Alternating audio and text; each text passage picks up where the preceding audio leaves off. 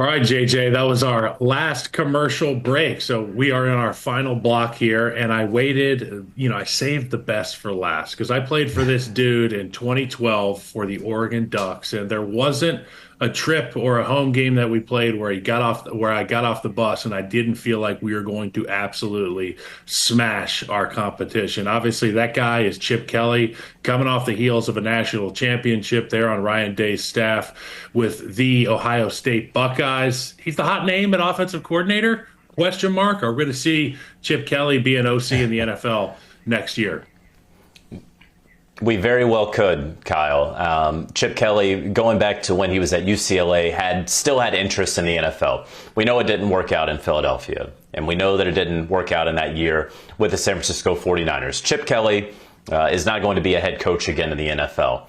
Will he be an offensive coordinator in the NFL? I think that suits him quite nicely. Look, he just went out, won the national championship with Ohio State, has a good thing going there. I don't know that he'll be too banged up if he has to return to Columbus, but I do know for a fact that he is at or near the top of multiple teams' lists for offensive coordinator. In Jacksonville, Liam Cohen.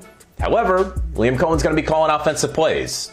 I don't know that Chip Kelly, you bring in Chip Kelly, you better have him call offensive plays. That's why the Houston Texans make the most sense for Chip Kelly, having just fired Bobby Slowick, having DeMeco Ryans, a defensive head coach who is going to cede complete and full control and authority to his offensive coordinator for the offense, and of course, their background. I mentioned Chip Kelly coaching with the Philadelphia Eagles. DeMeco Ryans played for a time for the Philadelphia Eagles. They know one another. They go back like rocking chairs. So with all of this, you could see this potential union taking place. Wouldn't be surprised as interviews go on, if it does happen, that it could happen in the next week or so.